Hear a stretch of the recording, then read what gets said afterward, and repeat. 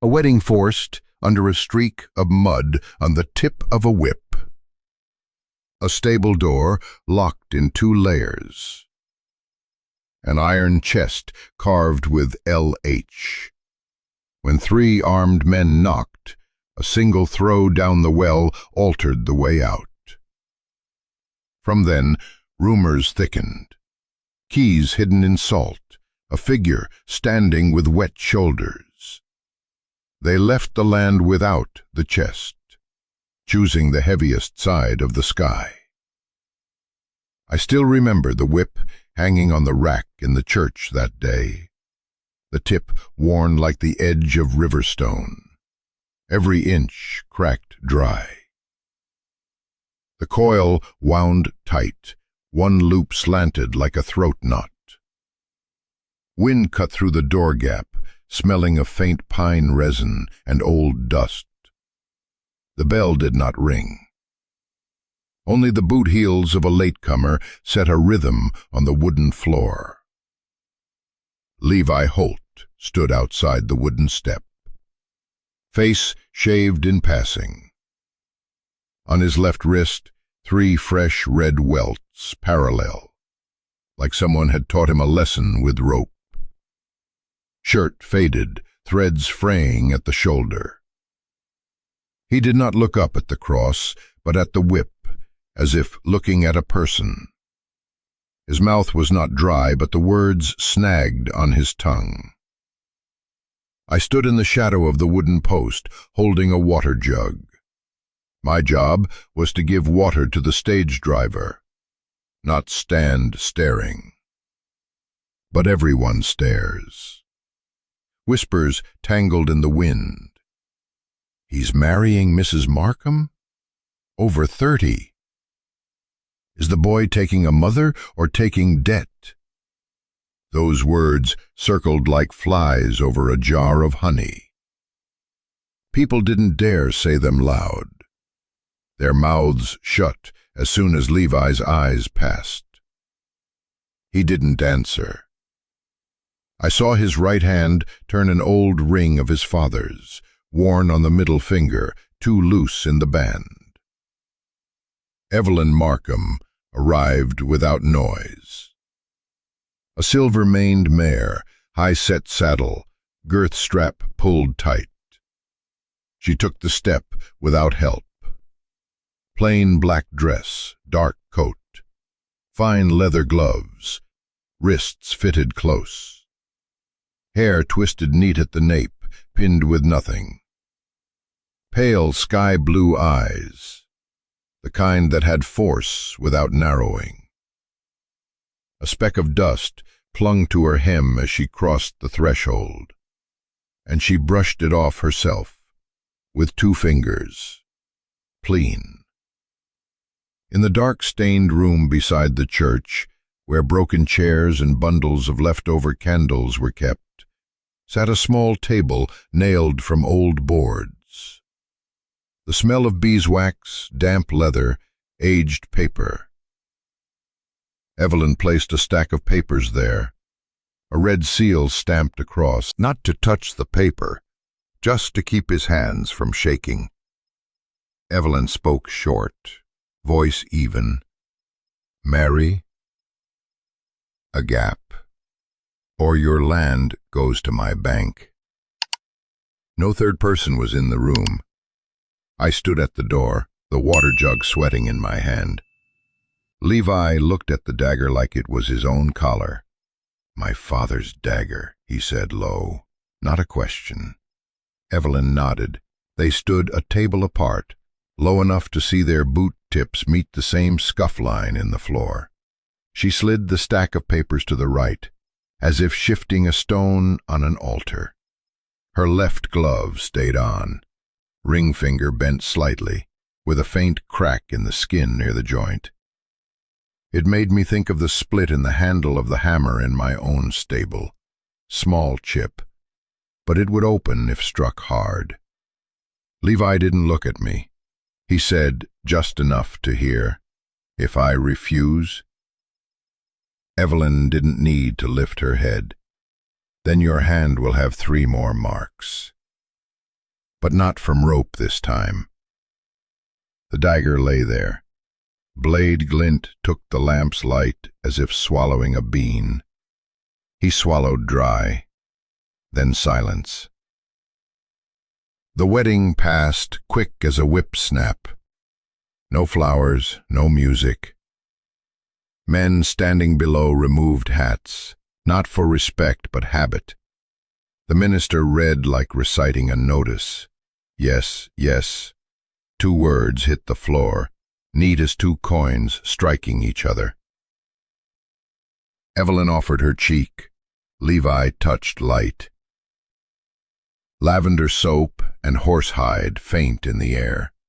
Sterling Rhodes was absent. People said he was busy checking the books. People said many things. Their eyes went to Levi's heels, as if waiting for him to stumble. I stepped into the yard a pace ahead of him to fetch the horse.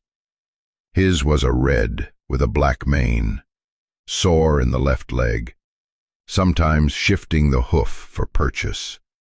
I stroked the hollow above its eye, and it stilled. Evelyn held her own carriage reins. No hired driver. Up, she said to Levi. He climbed in. I moved aside, watching.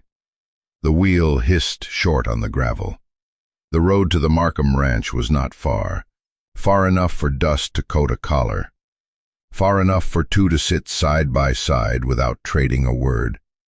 I rode my own horse behind, at a distance, bringing back the bridles she had bought from Carlyle's leather shop. No one barred me from riding close. Only some gap formed on its own between the carriage of those with money and the horse of those in debt. Wind threw Levi's hair back. He pulled his collar up to hide the red marks on his hand. Evelyn kept a steady rein, wrist straight. Once a wheel, an iron water tank, and beside it a heap of used horseshoes, each bent like a fallen half-moon. The gate unlatched. The yard between the buildings empty, except for the shadow of a ladder leaning against the wall, 3rd rung broken. Evelyn stepped down first. No pause. She tied the mare to the post with a running knot, quick. Levi slid down, rolling his sleeves, the movement of someone who had worked here, but never stepped inside this house. I led my horse around to the well for water low. The wooden bucket gave a hollow sound when it met the surface of the murky water. That sound always made you think of the earth's throat. When I came back, Levi stood at the stable's far end, his eyes on the 10th door. That door was different. 2 locks. 1 iron shackle forged thick, its loop the size of a bowl rim, face scratched across as if someone had once tried to break it. 1 old wooden bar set diagonal, its head polished as if a hand had touched it not long ago. At the foot of the door, a strip of dried mud darker than the ground around it, as if someone had passed when the earth was still wet, then wiped it roughly with a scrap of sackcloth. Levi took a step closer, close enough for his boot tip to touch the old straw, waiting to be swept. He tilted his head, listening. No horse sound inside, no scent of fresh straw, only the smell of old iron and damp leather. The smell of something kept too long in the dark. "What's that?" he asked. His voice was neither high nor low, a straight line taut like a string. Evelyn stepped out from the house, pulling off her gloves, 1 finger at a time, the leather hissing faintly. She stood blocking the light that would have fallen on that path. Her eyes did not blink. "Not your business." A silence dropped like a lid on a chest. Levi did not back away. His finger ran straight through the fine dust in the doorframe, drew a line, lifted it to his eyes. Dust clung to the fingertip. Something was caught in it. Not horsehair, a black thread, thin as fly hair. He flicked it away. It fell, stuck to the dry mud, vanished. Evelyn lifted the heavy key ring from her belt, A single metallic clink. She turned her body halfway, as if to put the keys away or to show him what she held. Her face didn't change, only her jaw shifted slightly, the kind of shift when someone bites down on a word they won't say. "Bring the gear inside," she said. "I'll take care of the stable." Levi took the tie rope and walked 2 steps, stopped, turned to look at the door again. I saw his eyelid tremble once, brief. Some say a man's eyes twitch when he lies to himself. I wouldn't know. I only knew. Always stood. They shone. Inside smelled of old coffee. On the wall hung an embroidered picture, heavy stitches showing a bird perched on a cactus branch. The bird's eye was a black bead. It caught enough light to look wet. I looked at it too long for a beat, then turned away. Supper was already set on the kitchen table. Dry cornbread, thin sliced salted beef, a jar of pickled cucumber. The eating knife was sharp, wooden handle fitting the hand. Evelyn poured 2 cups of coffee, the steam just enough to dampen the rim. She slid 1 cup toward Levi. Levi didn't touch it. He set his hat on the chair, the dent deep where his father's hand had pressed it years before. His hand rested on the table, right where a round burn mark lay, as if the tip of a cigar had touched the wood long ago. He pressed his thumb into the center of that mark. I heard the thinnest breath leave him. "Where do you want me?" he asked.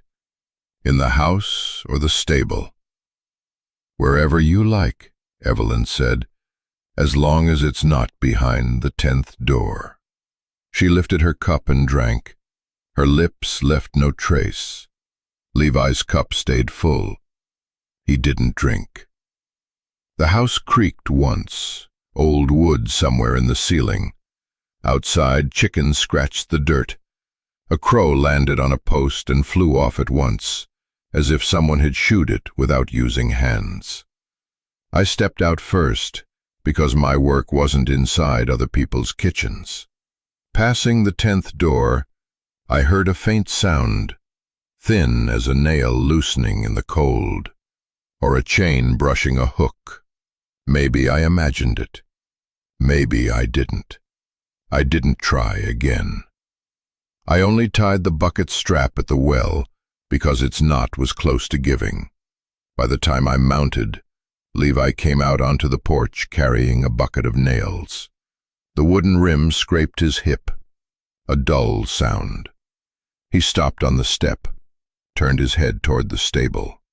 At that moment, Evelyn passed by, keys in hand. They struck the chair arm with a clink. She didn't look at him. He didn't look at her. 2 people walking past each other, both knowing something, both pretending not to. I pressed my heels. The horse moved. Dust lifted, then settled on my coat. At the end of the yard, I glanced back. The whip now hung on the house's door hook, no longer in the church, the tip slightly wet. Could be dew, could be someone's hand sweat. I didn't guess. I only knew, in marriages like this, questions were rare, because the answers weren't for the asker. I kept my horse moving faster, so I wouldn't hear anything more. Stepping in. On the table was a round burn mark, old enough to shine, smooth as skin. Evelyn sat straight-backed, her gloves off, stacked together, index finger slightly bent. Levi opposite, hat beside his thigh, brim deeply pressed. No one told the other to eat. They only cut, chewed, swallowed. The knife hitting the plate sounded like slow tapping on a chest lid. When Evelyn reached for the salt jar, a thick envelope slid from her coat and fell.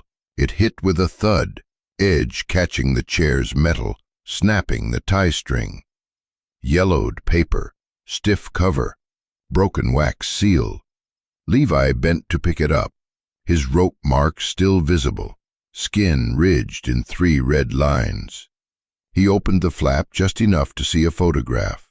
A soldier. Cavalry coat. Dull brass buttons. Collar raised. Face lean, cheekbones hard, nose straight.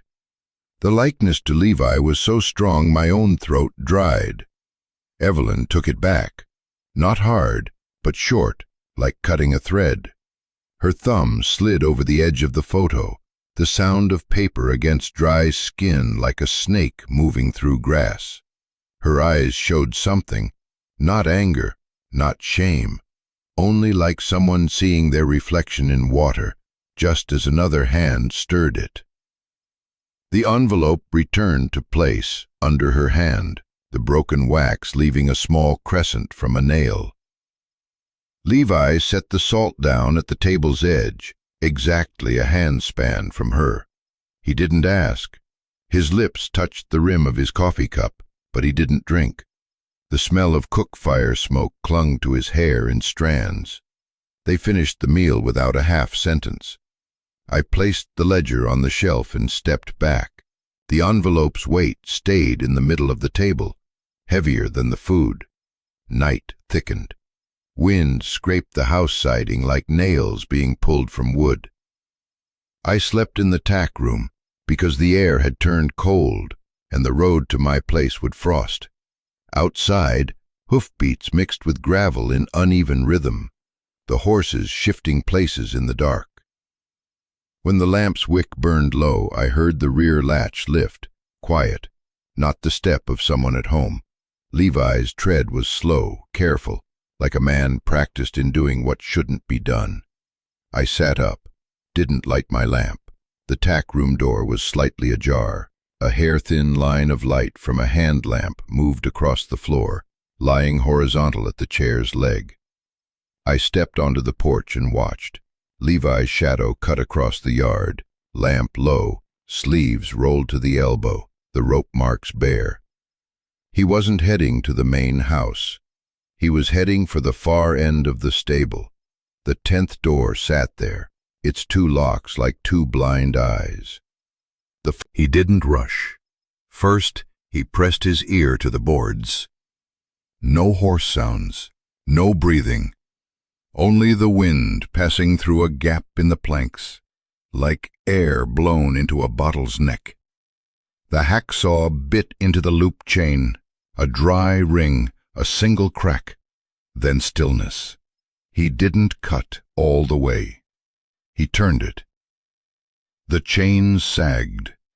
The wooden bar lifted from its notch between 2 fingers. I saw sweat bead on his temple, fine as winter well-rim frost. The door opened just wide enough for a shoulder. The smell inside pressed against his face. Damp leather, rusted iron, mildewed paper, the scent of things long without sun. Levi bent, tilted the lamp. A square of light caught 3 objects. A small black-painted iron chest, the paint flaking in scales. A saddle under dust, its surface cracked like dry grass roots. The stirrup leathers still wrapped in unworn hide. A pair of hand-stitched cowboy boots, soles without a mark, shafts never creased. No one buys hand-stitched boots and leaves them unworn, unless for someone who will never need them. Levi set his hand on the chest lid. Cold. In the center 3 faintly carved letters, L.H. The knife that cut them had dulled, the grooves shallow, the cutter's hand surely unsteady, edges uneven. He traced the groove with his finger. Black dust clung to his nail. He bent, looking for the lock. A small clasp type. He drew the dagger from his belt, blade dulled but point sharp. Tapped the lock once. Wedged the point into the clasp gap. 1, 2, 3. The lock gave. The lid opened with the slow sound of an old man catching breath. No gold, no rolls of cash, only a bundle of letters, bound with twine, one strand frayed, two still tied, the knot tight. Each envelope yellowed, corners gnawed, ragged, mice. Ink black turned brown, blotched where a writer's sweat had once touched. Levi didn't pick a single sheet. He lifted the whole bundle, its weight like a fistful of wet earth. On one envelope across the back, the word Shaw, a sharp-leaning hand, the S's tail long and falling. Beneath it, the name of a Texas town even crooks pronounce slow. Another page bore a date, ink blurred where someone had dipped the pen again in haste. "That's enough," a voice cut in, not loud. A figure stood in the doorway, blocking all light. Evelyn.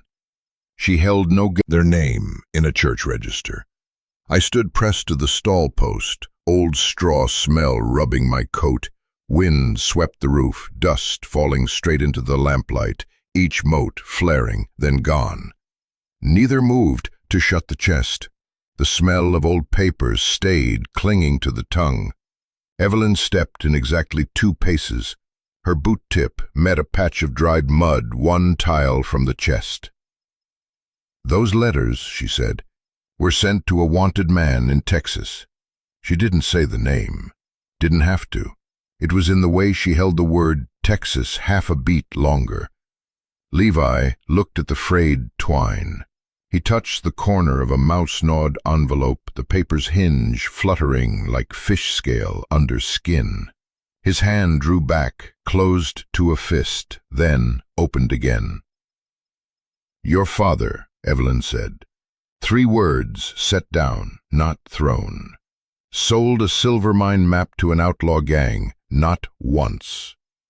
No one said, "Why?"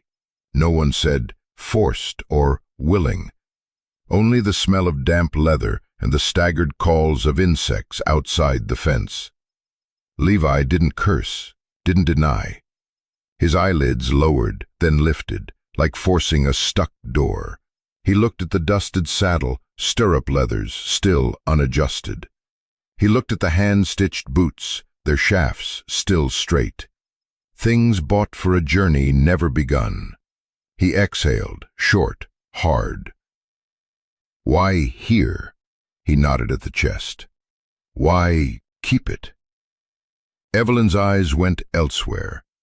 "To shield you," she said it like drawing fishing line tight around a fish's throat. "They'll come for old ink before fresh blood.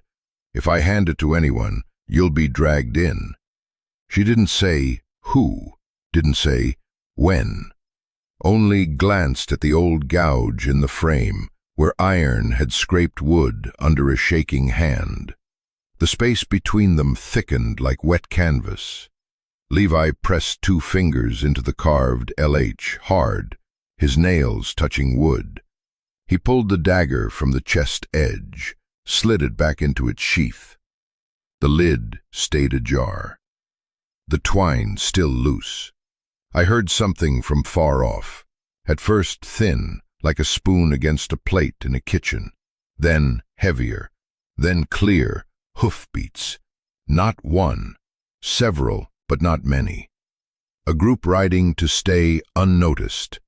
Their rhythm steady, weighty, no voices in play. Wind carried the smell of tobacco smoke and fresh, oiled leather. Evelyn lifted her head a second before Levi. She didn't ask if I heard, didn't name them. She only reached for the keyring at her belt, metal clicking dry against metal. She didn't lock the chest, she locked the 10th stall door. 1 lock, 2 locks, the wooden wing brushing the eave, shedding a single feather. The feather turned slow in the lamplight, then lay still on the ground. "I won't say who's looking," Evelyn said, tilting her head to listen. "But they'll knock at the right place."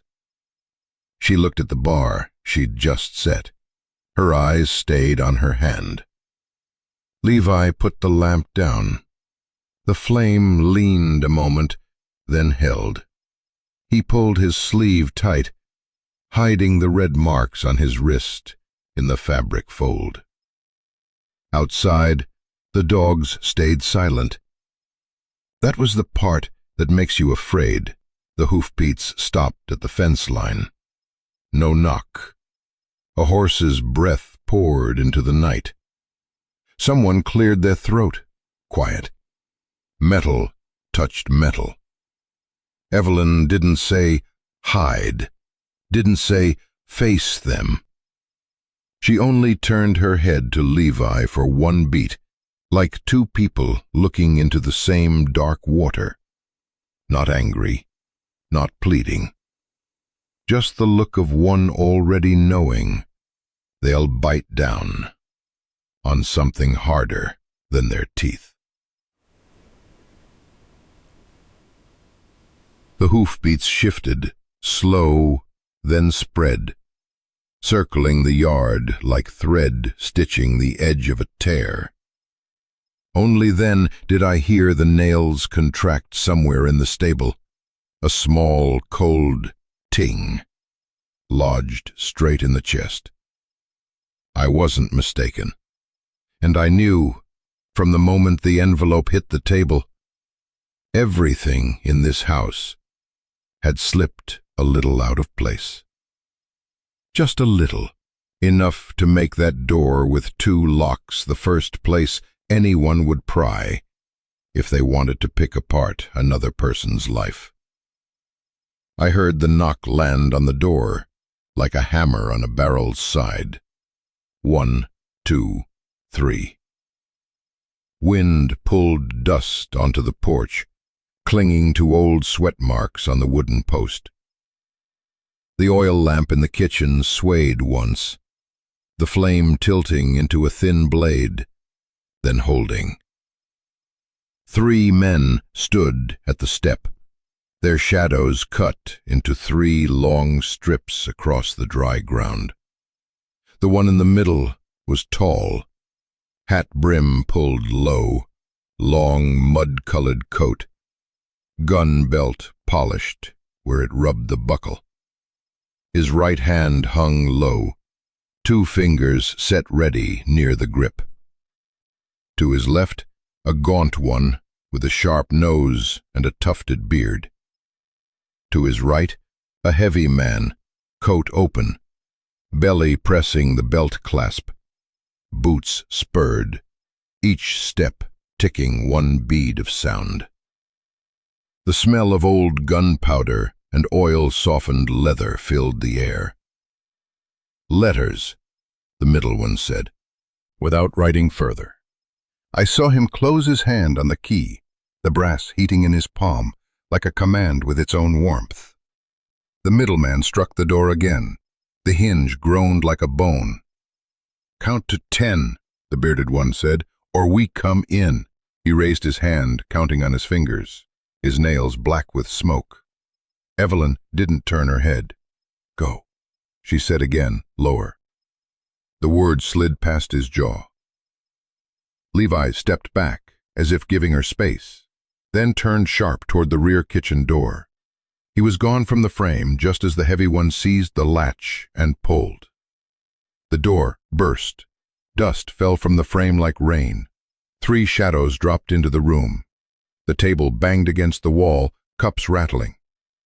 The tall man's eyes swept the space, touching the curtain, the chair back, the hat hook scarred with 2 crossed gouges. "Letters," he said again. "Letters or a body." His mouth didn't lift.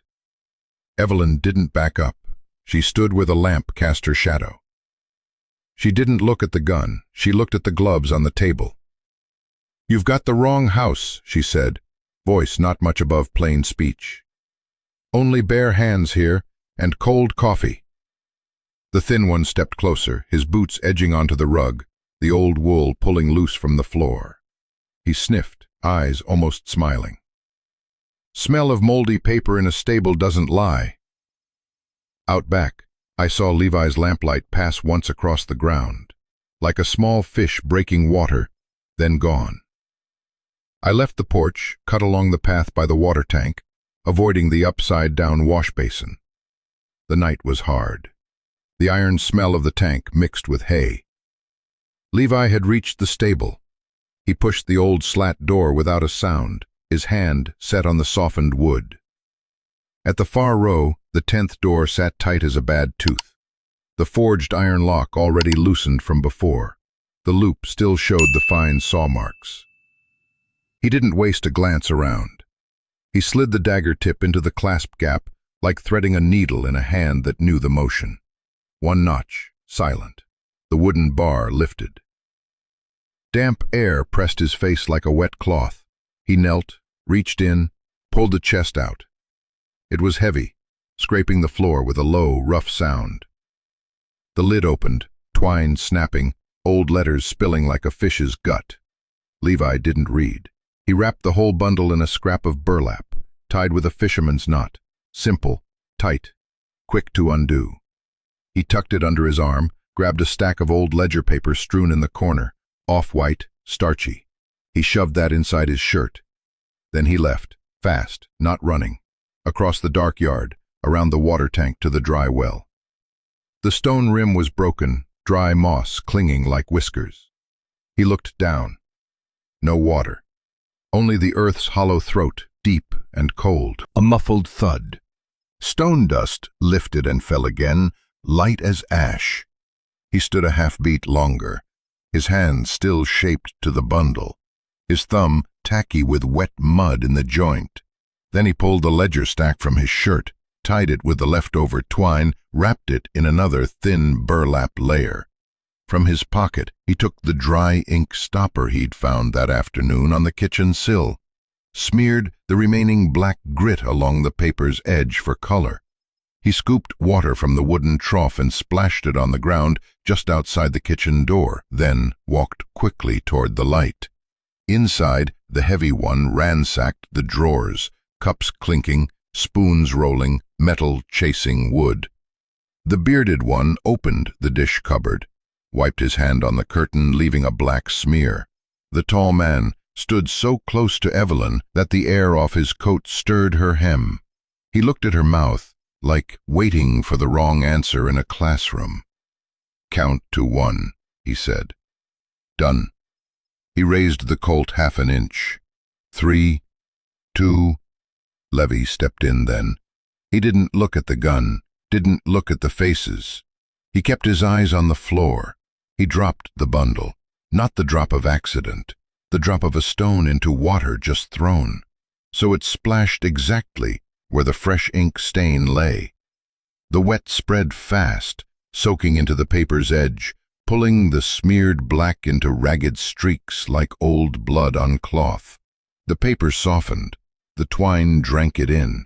Ink bled into small, dark ponds, frayed at the edges.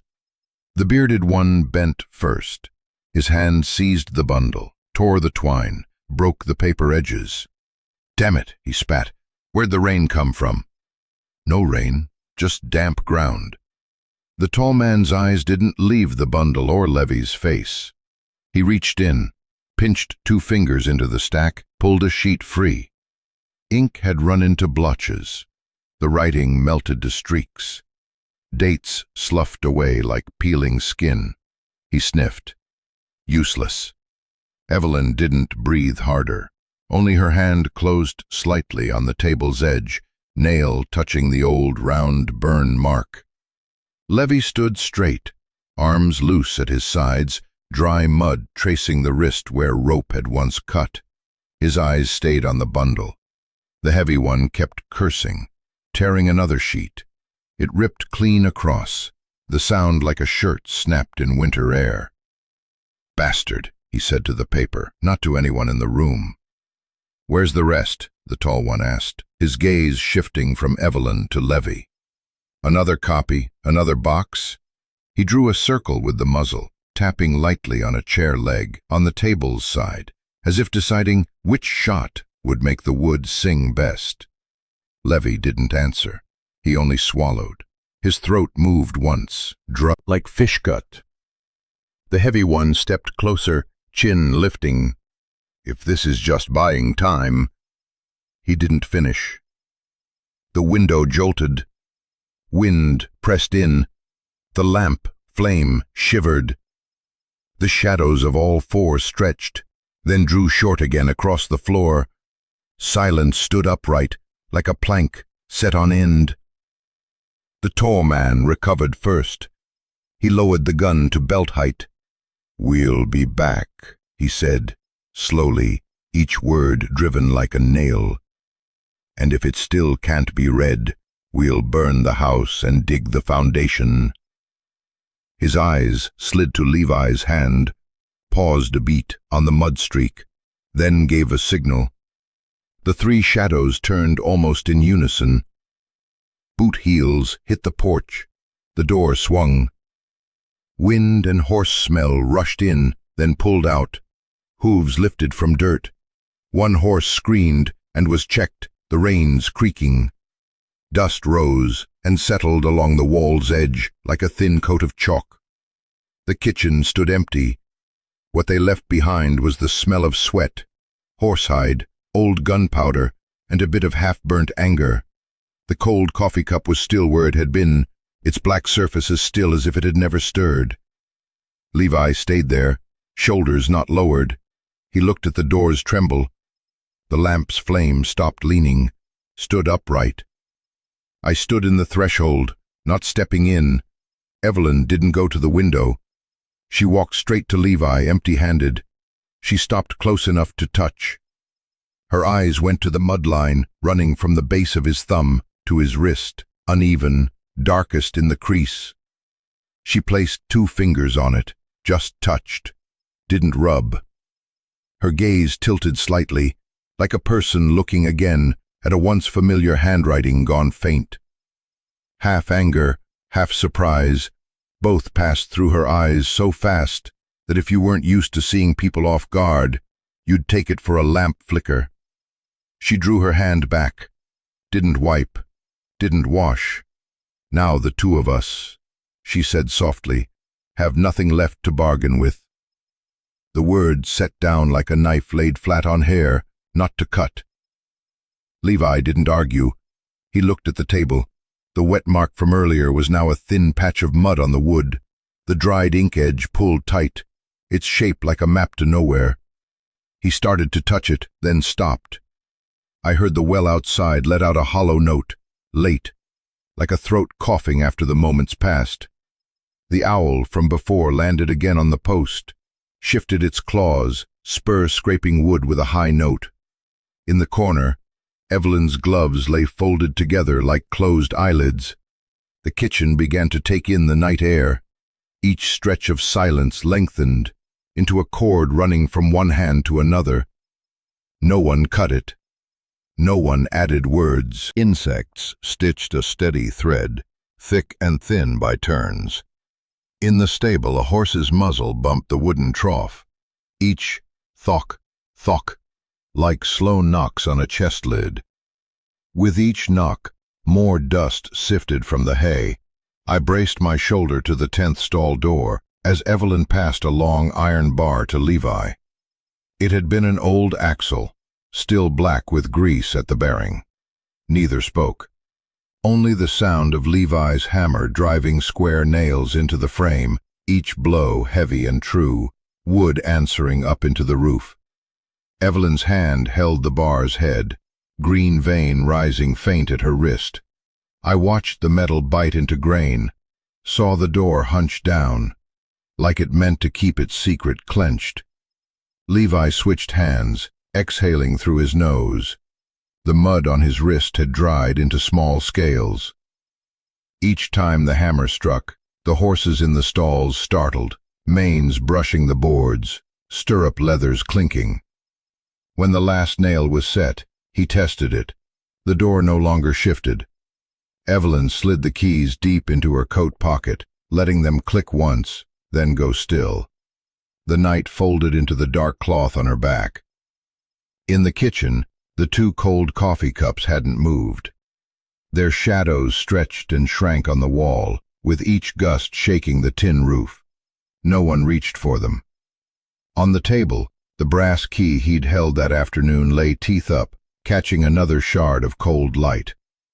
Levi folded it into his palm, thumb half closed, as if afraid it would make a sound.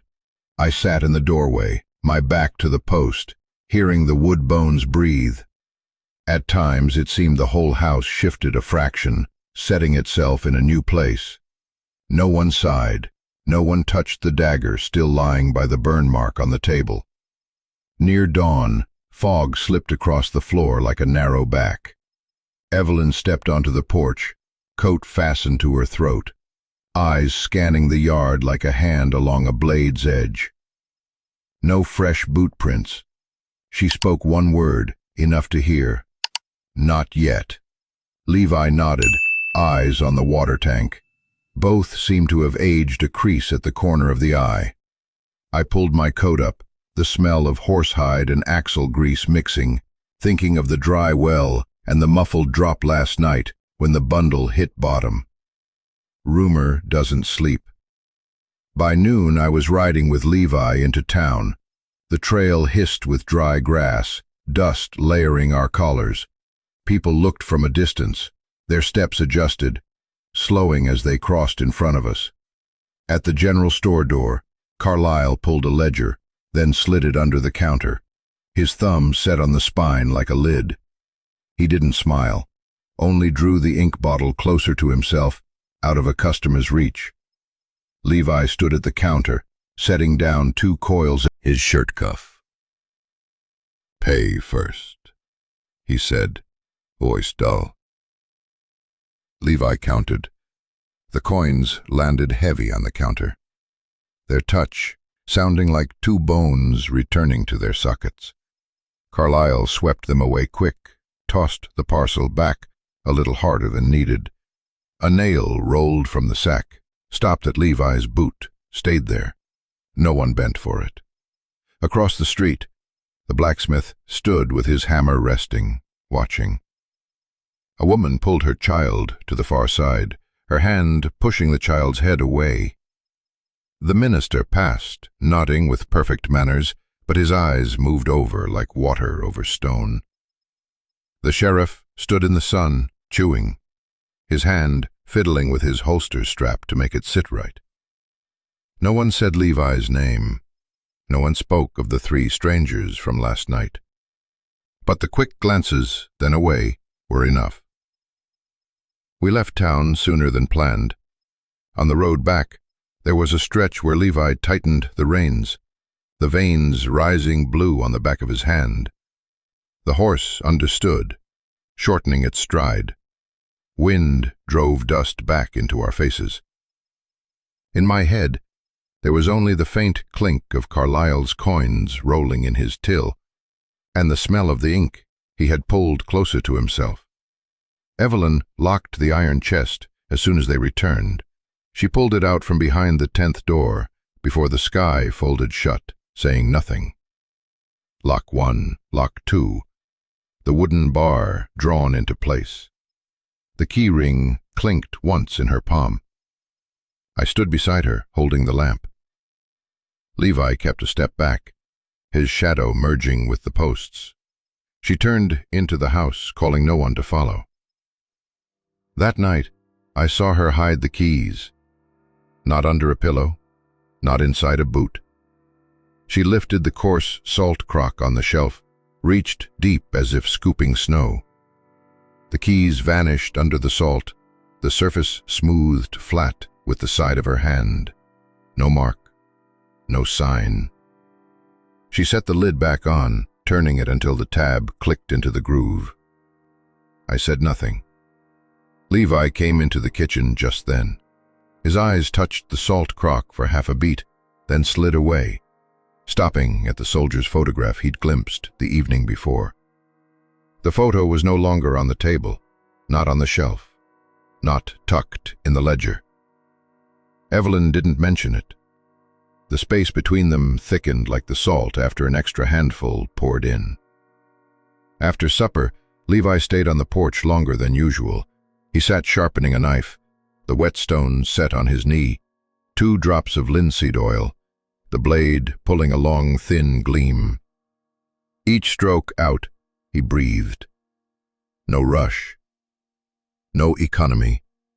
Just draw, return, the scrape like hide rubbing against. Drank at the stone trough, leaving long tongue marks on the murky rim.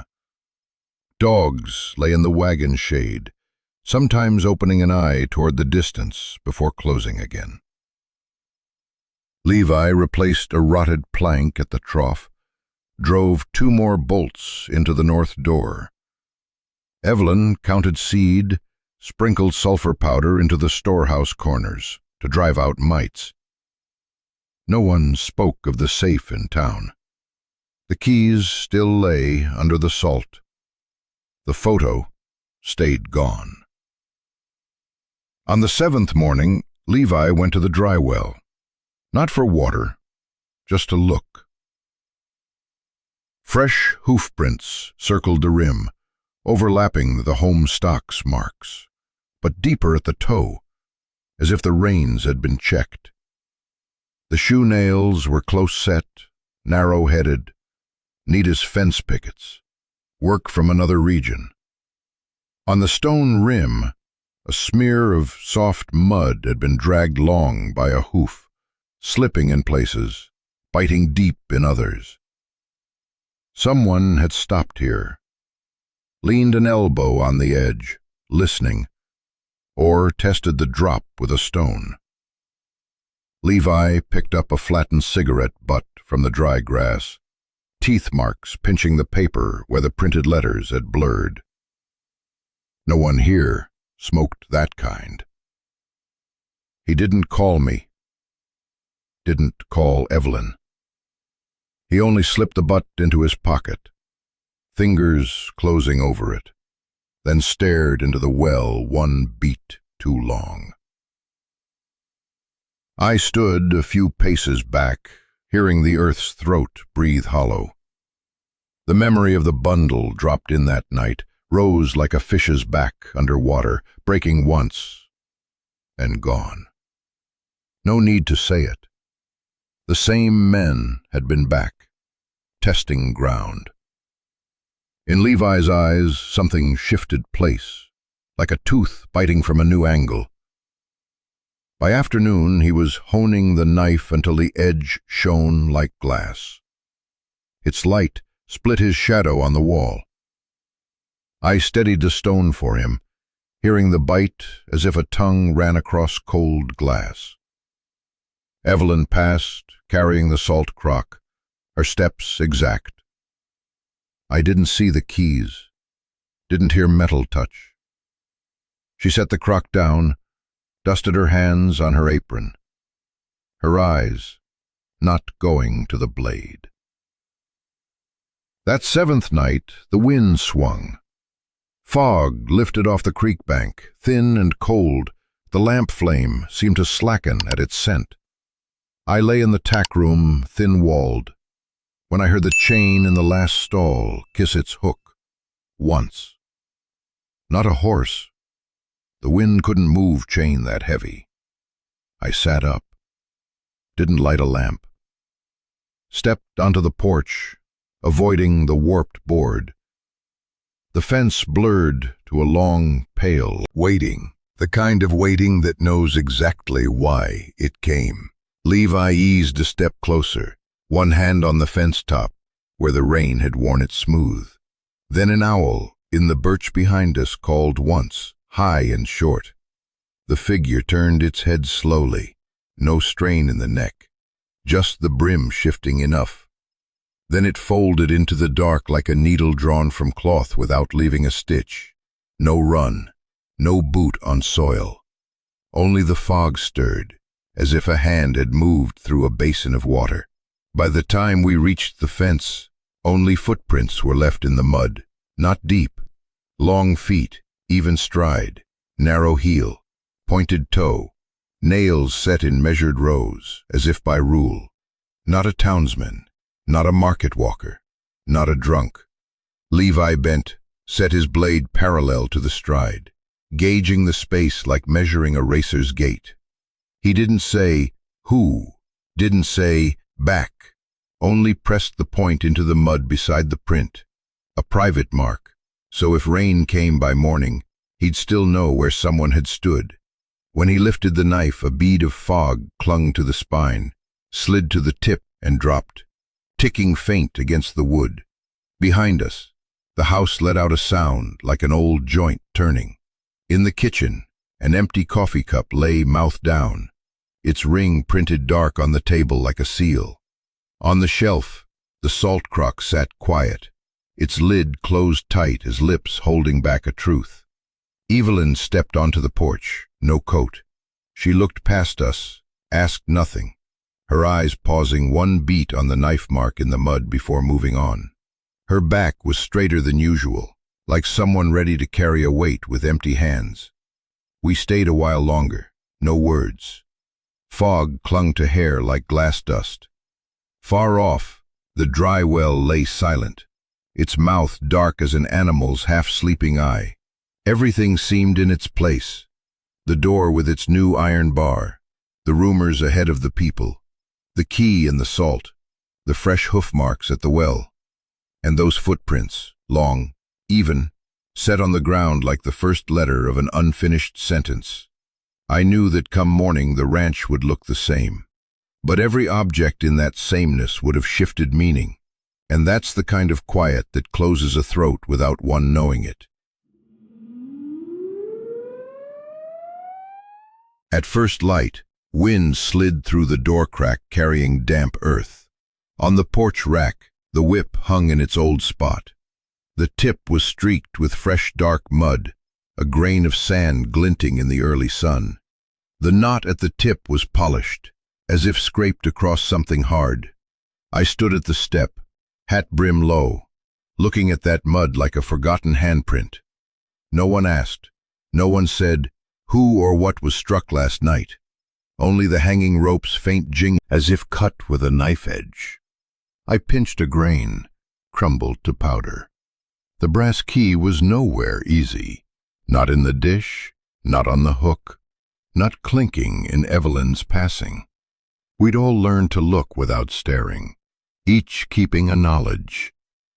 Not spilling it, the way salt, once spilled, pulls in the damp. Levi came from the stable, brown coat, dagger sunk deep in its sheath, the leather hilt catching light like sun on bone.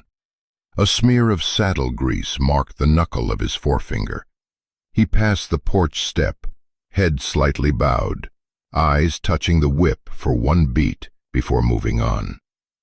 The horses in the yard were already tacked. His red with the black mane stood still. Stirrup leathers adjusted to a new punched hole. Fresh leather smells sharp in the air. Evelyn's silver-maned mare shifted, iron meeting iron with a soft click. Evelyn came to the door in a fitted black coat, her left hand wrapping a narrow strip of cloth at her wrist. The white bandage was new, its hem still showing loose thread, cut ragged. No headscarf.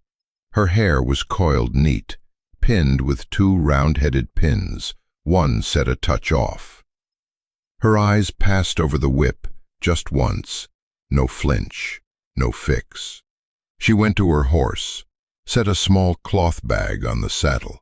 The bag sagged at the corner with a water flask, lamp wick, a few square nails, and a coil of twine. No heavy metal sounded inside. Inside, the iron chest behind the 10th door was as silent as the belly of a frozen fish.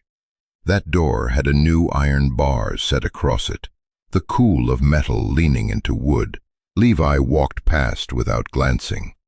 He only tugged his sleeve down over the mark left by an old rope. The wind lifted the smell of straw.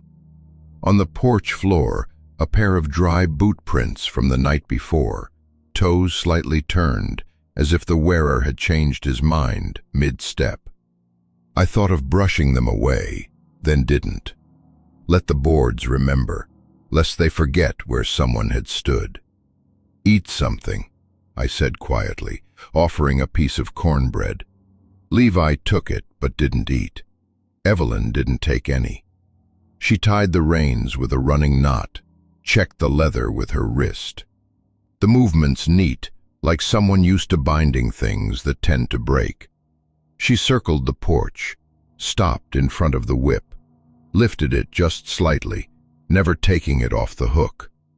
The whip's tip sagged again, a clod of dried mud falling to the step, breaking into two brittle halves. She brushed her hands, turned away, decisive. The mist burned off fast under the young sun. On the boundary line, a low wooden stake, its brown leather, strap newly threaded, clasp tilted. I went to the stake, put my hand on the wood, felt resin dried in the grain. At the edge of the sand, their hoof prints cut across the old ones left by the others. The new marks were slim, even, spaced like the steps of someone used to counting in their head. I counted along. 1, 2, 3. That rhythm sounded like a light anchor tapping the gunwale of a boat. I didn't whistle, didn't wave. Those leaving looked straight ahead. Those staying looked sideways. The wind shifted. Low clouds gathered to the west, dragging into a dark streak, lower edge frayed like the hem of a wet shirt. It pressed down on the horizon, making the red land seem a stride closer. The hoofbeats steady, each step sinking slightly into sand, then rising, shaking off grains like shaking salt from a hand. The sound carried far without fading, because open ground gives every sound back. I heard it run past the dry well, drop into its hollow throat, strike a low note, then vanish. Evelyn didn't look back. But she slowed by exactly one beat before the second boundary post, where a broken strand of hemp dangled loose. She lifted her hand, brushed it aside. Levi's eyes went to a patch of thistle-grown land, stopping at a flattened cigarette butt someone had stepped on. He didn't pick it up, just looked, then nudged his heel. Behind them, the house stood still under a roof of tin streaked with rust blooms like spent embers.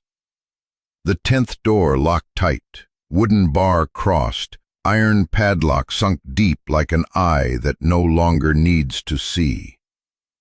The salt tub lay quiet, surface smooth, no swipe mark. The soldier's photograph was gone from the shelf, gone from the sill. The tabletop held only the old round scorch mark. The whip still hung.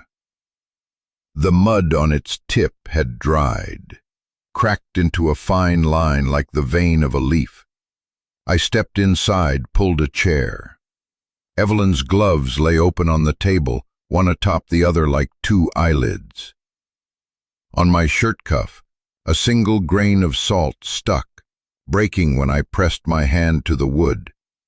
I picked up the water jug, poured into the black pan, waited for the boil to rinse the cup. The water hadn't boiled yet when I heard the wind slip along the house's side, nudging the window, hinge giving a small cry. The dry well outside breathed once, hollow. The dog under the wagon shifted, exhaled, then went still again. On the sill, a very fine black thread. It wrapped a splintered nub tied behind the saddle like rope wound round a barrel. They headed toward the heaviest clouds, not to town, not to the river, cutting diagonally, like people who know they're chasing something that will turn at the third fork. I didn't plan to call their names, didn't plan to wish them anything. I only turned back, blew dust off the table's edge, lifted the dried ink bottle from where it had sat for 2 seasons, shook it. Inside, nothing to flow. ink long dead, leaving only the smell of iron and old resin. I set it down exactly where it had been, letting the round mark under it match the one on the wood. Adjusted a little. Flush. The wind after that made the whip tap once against its hook. One sound. Clear. Like a knock from someone who knew the exact spot. I looked up. No one at the threshold. The clouds lower still. Light on the porch, shifting from pale gold to milky white. The handle's carving showed one more faint groove, like a child's fingernail run across a mother's skin, years ago.